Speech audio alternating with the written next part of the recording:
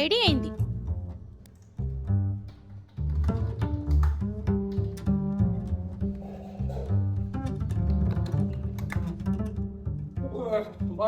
Coffee రా తీసుకోపో.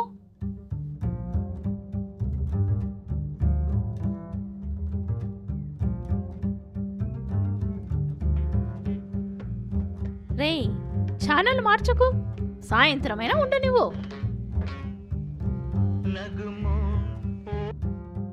ఏంటిది నగుమోము గిగుమోము అనుకుంటూ వేరే కొత్త పాటలు పెడతా విను. దాని అర్థం తెలియాలిగా నీకు ముందు. అది తెలుసుకొని వచ్చేదేం లేదులే, మాకు తెలుసులే ఏం వినాలో ఏం చూడాలో. తెలుసుకోకుండా గొర్రె కాకూడదు, అలాగే తెలుసు అని విర్రవీయకూడదు. సరే సరేలే.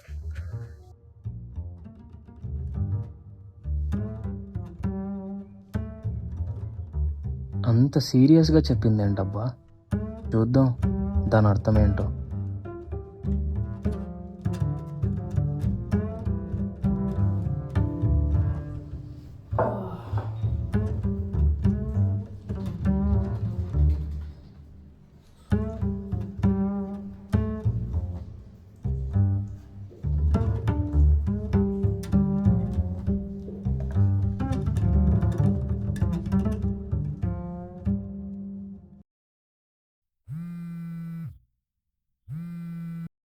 హలో సార్, కట్ చేసి ఇంత లేటు. సాఫ్ట్వేర్ ఎంప్లాయ్ అయినా నేనే టైంకి వచ్చినాను, ట్రేడ్ అయినా కానీ నువ్వేం ఇంత లేటు క్లోజ్ చేసి వచ్చినావా? సరేలే, ఈరోజు ఎట్లా జరిగింది? ఏదోరా పర్వాలే. నీది ఎలా జరిగింది? 5,000 ప్రాఫిట్. చాయ్ చెప్పినావా? చెప్పినాను. చెప్పు వాడు, నువ్వు చెప్పు, పిలిచి. భయ్యా దో చాయ్. చాయ్ చాయ్.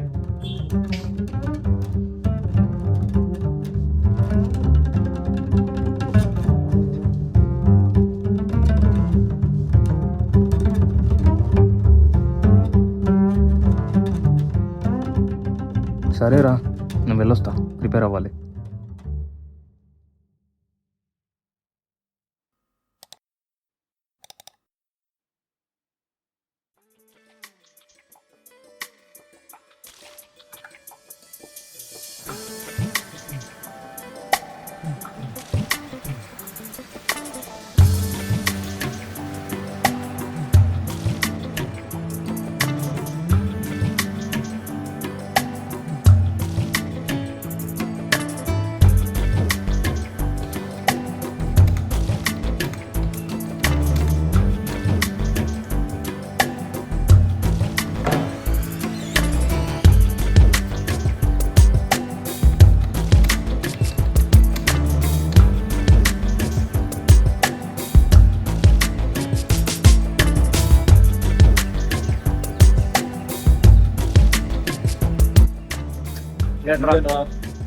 ఏముంది రా, రేపు సినిమా రిలీజ్, మీరు ఎక్కడ వెళ్ళిపోతాం. నాకు మెంటల్ పడతాను ఇండియాలో కూడా అర్థం కాదబ్బా. ఏరా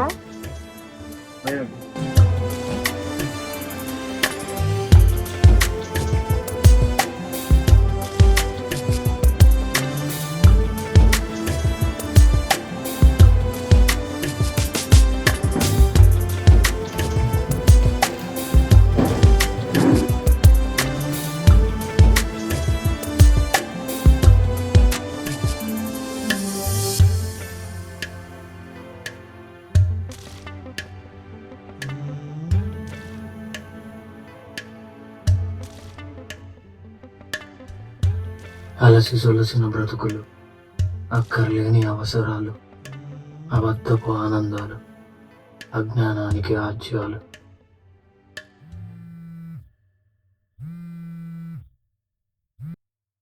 హలో, అక్క కాల్ చేసి చెప్పింది. ఏంటి మధ్య ఏదో పోగొట్టుకున్నలా ఉన్నావంట, ఏంటి కదా? ఏమో మామ, తెలీదు, అర్థం కావట్లేదు,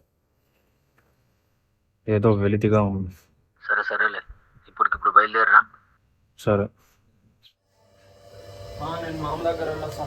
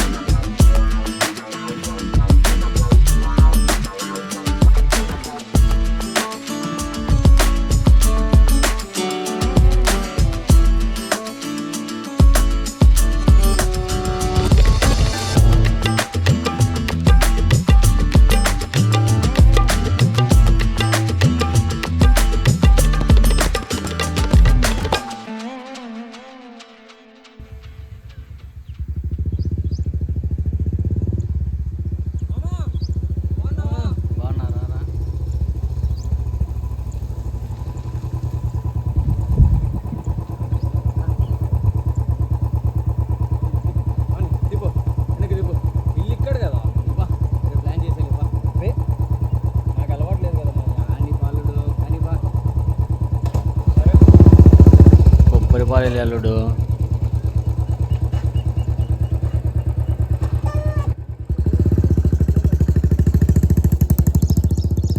తాత చేసే కొబ్బరి పాలు, తాత మాటలు మంత్రాలు అల్లుడు. ఈ బాధైనా వెళ్ళిపోవాల్సిందే. ఏం తాత అన్ని తయారా? అంత తయారైంది నాన్న. నాకు చేత కాక బయటకు రాలేదు. మా వాడు తెస్తున్నాడు. అదిగో మసాలానే వచ్చాడు. కూర్చో. వచ్చేసా, ఇదిగో తెచ్చేసా.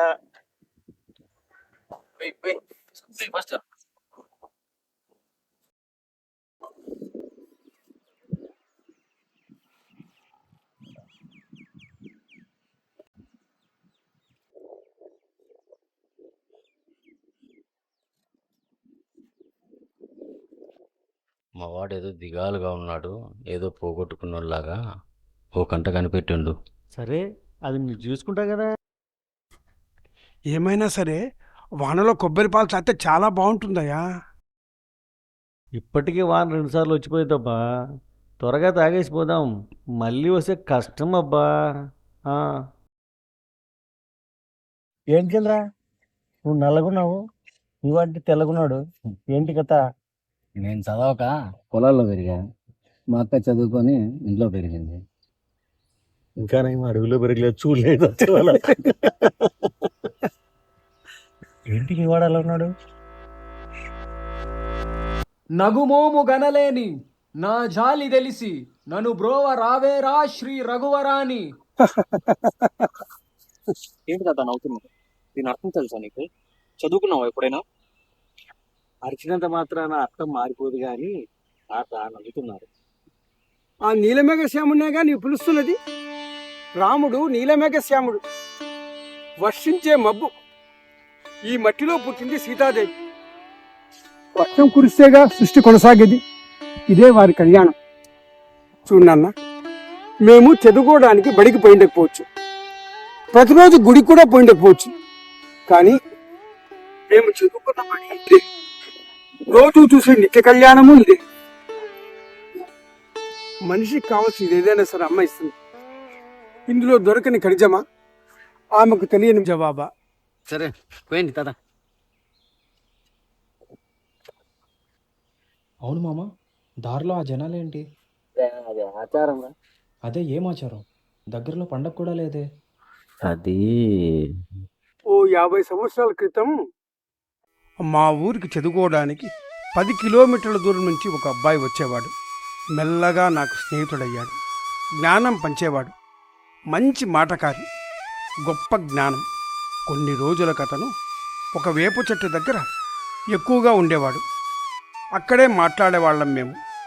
అతను వచ్చిపోయే ప్రతిసారి ఆ చెట్టును తీక్షణంగా చూస్తుండేవాడు. ఒకసారి ఆ చెట్టు వైపుకు వెళ్ళి ఆ చెట్టును తాకి ఎవరితోనో మాట్లాడాడు. అదే నేను అతన్ని చివరిగా చూసిన రోజు. తర్వాత ఎవరికో అతను అరుణాచలంలో కనిపించాడు అన్నారు. తర్వాత 20 ఏళ్లకు ఒక చిన్న పిల్లాడు అమ్మా అమ్మా అంటూ ఆ చెట్టు దగ్గరికి వెళ్ళాడట. కానీ ఆ పిల్లాడే మాయం కాలేదు. ఏమయ్యాడు తాత? ఐఏఎస్ అయ్యాడంట. నాకు తెలిసింది వీళ్ళ ఇద్దరు గురించి మాత్రమే. ఇంకా 20 మందికి ఎలా జరిగిందని అంటుంటారు. మామా మామా ఉండ్రా. తాత, నాకు కొన్ని సందేహాలున్నాయి. ఎందుకు ఇది కొంతమందికే జరిగింది? ఏమో, అమ్మకే తెలియాలి. వాళ్ళ నుంచి ప్రపంచానికి ఏం మేలు చేయాలి అనుకుంటుందో ఏమో. కాదు పెద్దయ్య, ఒకసారి వరద వచ్చి ఊరంతా మునిగిపోయింది కదా, అదే చెట్టు అని ఎలా తెలుసు మనకు మొక్కడానికి? అమ్మ ఏ చెట్టునైనా ఉంటుంది. తాత, నీకు తెలిసిన వాళ్ళందరికీ ఎలా తెలిసింది? అంటే అమ్మ పిలిచిందా లేక కనిపించిందా? గజ్జల చెప్పుడు వినిపించిందట వాళ్ళ అమ్మలాగా.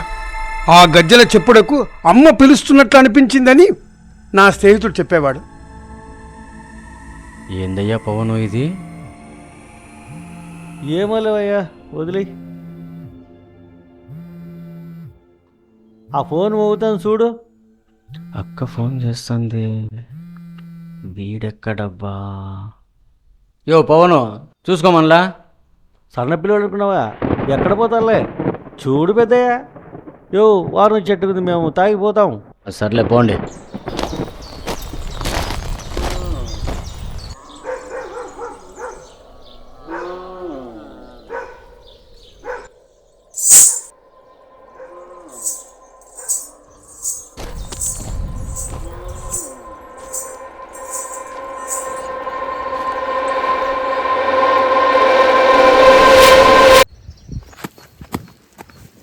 ఏంటిది? ఎక్కడున్నాను నేను?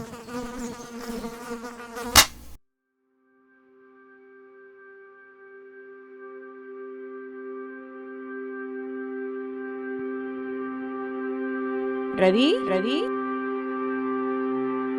రవి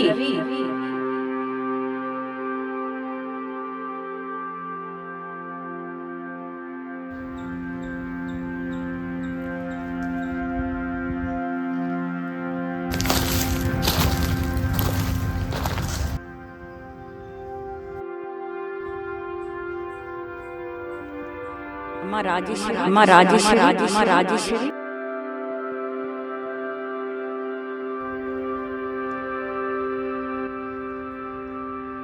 అమ్మ రాజేశ్వరి వెళ్ళి రవిని తీసుకురామ్మా.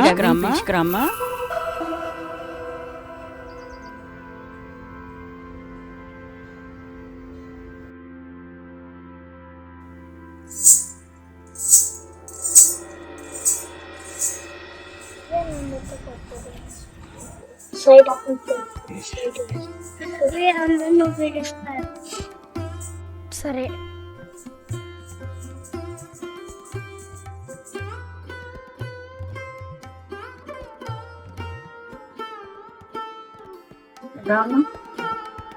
ఏ నాన్న ఏం చేస్తున్నావు? చీమతో మాట్లాడుతున్నా. చీమతో ఏం మాట్లాడుతున్నావు? అమ్మమ్మ ఆ చీమ అన్ని చీమలతో వెళ్ళకుండా దాని పర్పస్ చేయకుండా వేరే ఎక్కడికో వెళుతుంది. పర్పస్ కావమ్మా, అది దాని రెస్పాన్సిబిలిటీ. ఎన్నిటికి తేడా ఎన్నిటికి తేడా చెప్తాను. రాధా కృష్ణ గోవింద అనుకున్నా, సరేనా? ఇప్పుడు ఈ తేడా చెప్తాను. ఫస్ట్ మీరు బాగా చదువుకోవాలి. రామావతారం ఉంది కదా, రామావతారం యొక్క పర్పస్ రావణుడి సంహారం, అలాగే అన్ని అవతారాలు కూడాను. కానీ రాముడు రాజుగాను, నాయకుడుగాను, భర్తగాను, అన్నగాను, కొడుకుగాను, లేదా వనవాసమునికి పోవటము, ఇవన్నీ అతని ధర్మాలు, అంటే రెస్పాన్సిబిలిటీస్. తన పర్పస్కి బాట వేశాయన్నమాట ఇవన్నీ. అలాగే మన అబ్దుల్ కలాం గారు, వివేకానంద గారు, ఇలా వీళ్ళంతా తమ పర్పస్ని ఫుల్ఫిల్ చేశారు. కాకపోతే మనమంతా మనుషులం, రాముడు దేవుడు. మన ధర్మాలు మనం పాటిస్తూ మన పర్పస్ని పరిపూర్ణం చేయాలి. రవి రవి రవి రవి ఇంకా ఇక్కడే ఏం చేస్తున్నావు నాయనా? అమ్మమ్మ.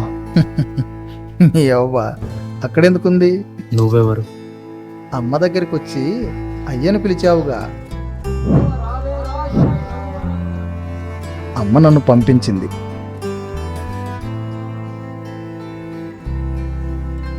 అలాగే కొండయ్యని అడిగానని చెప్పు. ఏరా ఇక్కడున్నావు? అమ్మ ఏం మాట ఇంటికాడ ఉంది కదా. అమ్మ కాదు, ఈ అమ్మ. తాత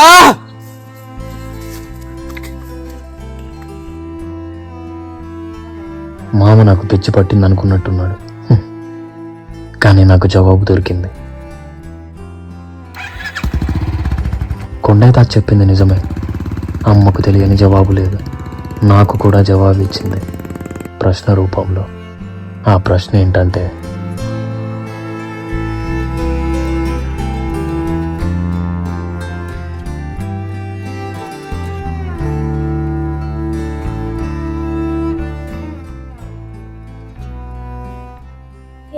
పర్పస్ ఏంటి?